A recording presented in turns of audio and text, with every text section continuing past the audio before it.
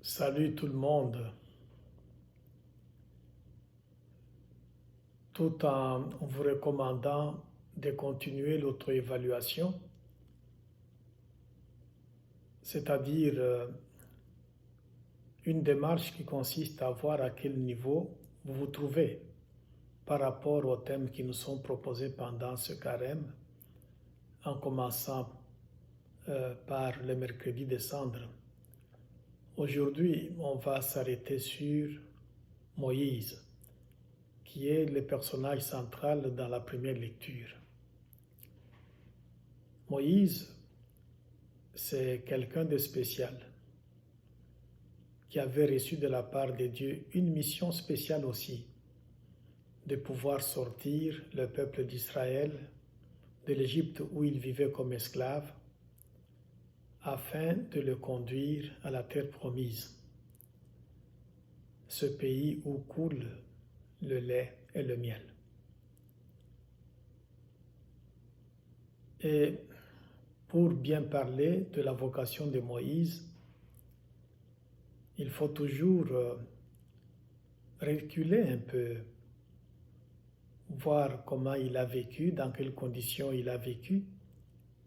Et ça nous permet au fond de comprendre davantage sa mission et aussi de saisir encore mieux la vraie image de notre Dieu. Moïse a été adopté par la fille du Pharaon. Il a donc vécu dans la cour pharaonique avec tous les privilèges que cela implique. Mais à un certain moment, il rencontre deux personnes qui se bagarraient. Un Hébreu et un Égyptien. Et Moïse tue l'Égyptien. Quelque temps après, il rencontre deux Hébreux qui se disputaient. Moïse voulant leur faire la leçon, un de deux lui dit « Veux-tu me tuer comme tu avais tué l'Égyptien ?» Là, Moïse se rend compte que son crime était connu. Alors, pour éviter les représailles de la part du Pharaon, il décide carrément de fuir. En prenant la route de Madian, il va rencontrer la fille du prêtre Jéthro qu'il va épouser. Alors un jour, il était en train de paître le troupeau de son beau-père Jéthro. En se dirigeant vers le mont Horeb, là, il constate devant lui, il remarque devant lui, le buisson ardent. Et il s'est dit, quel est ce phénomène? Qu'est-ce que je vois devant moi? C'est tout à fait étrange. Le buisson brûle, mais il ne se consume pas. Et c'est là au fond qu'on voit l'image de notre Dieu. Cette image au fond est double. Dieu apparaît comme celui qu'il faut respecter. Il apparaît comme celui qu'il faut craindre. Il apparaît aussi comme celui qu'il faut adorer. Parce que l'ange du Seigneur va dire à Moïse, ne t'approche pas de ces lieux. Ces lieux dans lesquels tu te trouves, c'est une terre sainte. Enlève tes sandales. Ne t'approche pas de ce milieu. et Moïse va se voiler le visage. Il s'agit là de l'image des dieux selon laquelle Dieu est tout autre. Il est saint. On ne peut pas le regarder. Quand on le regarde, on est fini. On doit se voiler le visage quand on fait face au Seigneur. Il est celui qu'il faut respecter, craindre et adorer. Et Dieu est aussi celui qui a une autre image. Il est aussi celui qui est proche de nous. Parce que quand la voix va sortir de ce buisson ardent, le message dit ceci: la misère de mon peuple est arrivée jusqu'à moi. Je voudrais que tu ailles donc les sortir de l'Égypte pour les conduire dans un pays que je vais t'indiquer, un pays ruisselant de lait et de miel. Dieu dit qu'il descend. Il est descendu donc pour pouvoir s'occuper de son peuple. La misère, les souffrances de son peuple sont arrivées jusqu'à ses oreilles.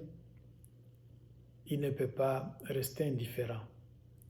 Il est donc celui qui est aussi un Dieu proche. Il n'est pas seulement celui qu'il faut craindre, qu'il faut respecter, qu'il faut adorer, mais il est aussi un Dieu qui est sensible à la misère du monde. Il est un Dieu qui est proche. Et c'est Dieu aussi, quand Moïse va lui poser la question, j'accepte d'aller trouver le peuple afin de les sortir de l'Égypte, mais quand il va me poser la question de savoir qui tu es, qu'est-ce que je vais lui donner comme réponse, Dieu lui dit, moi, mon nom c'est Je suis.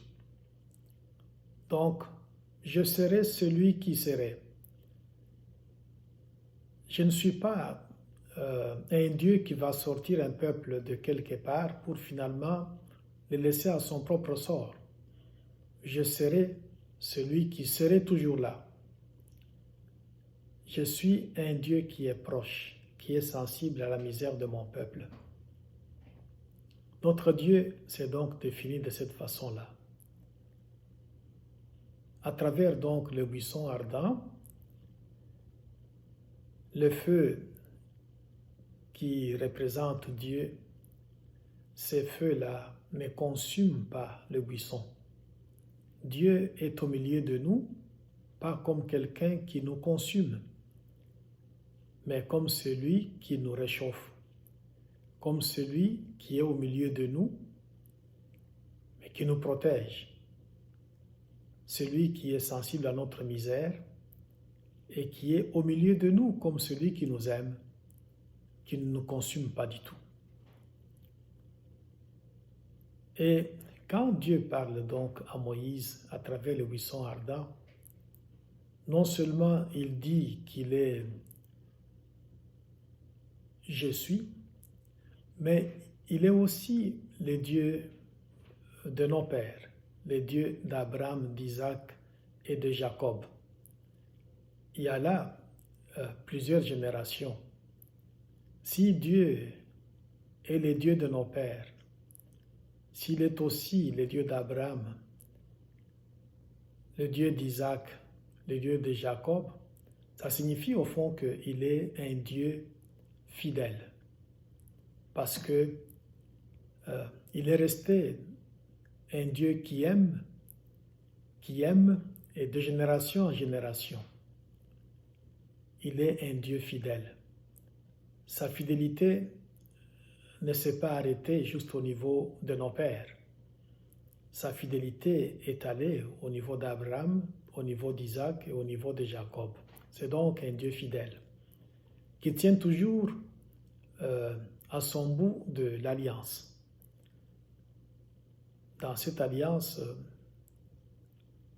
nous qui en faisons partie à travers Israël, il nous arrive de briser notre bout à nous. Mais Dieu est celui qui est fidèle. Il tient toujours à son bout, il ne fléchit pas. Il nous aime d'un amour sans partage. Et Moïse, une fois appelé par Dieu, convaincu du fait que la mission qui lui est confiée est noble, il sera donc mobilisé. Et il va retourner en Égypte, où il pouvait être poursuivi par les pharaons, où il n'avait pas du tout confiance au peuple hébreu qui était là. Mais il va retourner dans ce milieu-là pour finalement aller accomplir la mission que Dieu lui avait confiée. On voit à quel point cet homme qui a eu peur, qui s'est enfui, peut maintenant rebrousser chemin, mobilisé par la mission que Dieu lui confie, afin donc d'accomplir cette mission de manière tout à fait légendaire. À travers donc la vocation de Moïse, on peut voir l'image ou les images de notre Dieu. Dans l'Évangile, on dirait que les gens pensent que les malheurs que nous pouvons avoir dans toutes leurs formes, il y en a qui pensent que c'est une punition qui vient de la part de Dieu. Si telle chose négative nous arrive, il y en a qui pensent que c'est Dieu qui nous punit. Dieu ne nous punit pas. Les choses négatives, les choses désastreuses qui nous arrivent, on n'en maîtrise pas l'origine. Mais Dieu nous demande seulement d'avoir confiance en lui. C'est ce qui est important. Jésus raconte l'histoire des Galiléens que l'empereur romain avait fait massacrer en faisant mélanger leur sang au sang de sacrifice qu'ils offraient au Seigneur. Il dit, pensez-vous que ces Galiléens-là étaient plus pécheurs que les autres Galiléens? Non. Si on ne se convertit pas, on va périr de la même manière. Et même les gens qui étaient tués par la chute de la tour de Siloé, ces gens-là n'étaient pas plus pécheurs que les autres habitants de Jérusalem. Et si on ne se convertit pas, on va périr de la même manière. La conversion ici n'est pas à saisir dans un premier temps comme quelque chose qui doit se faire au niveau de moral, mais plutôt un changement de mentalité dans notre perception de Dieu lui-même, comment on le voit. Il est un Dieu qu'on doit adorer, mais il est aussi un Dieu qui est proche de nous, qui est sensible à notre misère et qui est avec nous, qui est un feu qui nous brûle, mais un feu dont la brûlure ne nous consume pas du tout. Il est un Dieu plein d'amour. Et Jésus de continuer dans son évangile, il parle d'un figuier. Il dit, un vigneron avait planté un figuier, mais au bout de 3 ans, ce figuier-là ne donnait pas de fruits. Alors il demande à son vigneron, mieux vaut couper ce figuier, parce qu'au fond, ça fait 3 ans que j'arrive ici. Je ne trouve pas de fruits. Autant le couper parce qu'il est en train d'épuiser le sol. Et le vigneron dit, laisse encore un peu de temps, je vais m'en occuper, mais si au bout d'un an, ça ne donne rien, à ce moment-là, on va les couper. Ça montre aussi une autre qualité de notre Dieu. Dieu est celui qui est patient. Et sa patience est légendaire. On dit qu'il est longanime parce qu'il a une longue âme. Les prophètes ont beaucoup insisté sur les qualités de notre Dieu en disant les autres divinités que les gens essayent de promouvoir, ce sont des morceaux de pierre ou des morceaux de bois. Ça a la bouche, ça ne parle pas. Ça a les oreilles, ça n'entend rien. Ça a les yeux, ça ne voit rien. Mais les dieux d'Abraham, d'Isaac et de Jacob, ces dieux fidèles et pleins d'amour, c'est l'unique Dieu qu'on puisse donc adorer. Il est aussi celui qui est proche de nous. Et il est un Dieu longanime, un Dieu patient, qui nous donne toujours une deuxième chance pour que nous puissions nous reprendre, une troisième chance, une quatrième chance, une unième chance. Notre Dieu est comme ça. Parce qu'au fond, il est puissant et sa puissance, c'est dans l'amour. Il est puissant et sa puissance, c'est dans la miséricorde. Il est puissant et sa puissance, c'est dans la tendresse. Et si on le comprend de cette manière-là, on aura donc bien cheminé dans la foi. Que Dieu nous vienne en aide pour que nous puissions donc avancer comme il se doit. Et ce thème doit nous inciter aussi à nous auto-évaluer en ce qui concerne donc notre cheminement spirituel. À quel niveau on se trouve par rapport à l'image qu'on a de notre Dieu. Notre Dieu est saint, oui. Il est un tout autre, mais il est aussi celui qui est sensible à notre misère. Donc, il est proche de nous, qu'il nous aide afin que nous puissions avancer comme il se doit. Amen.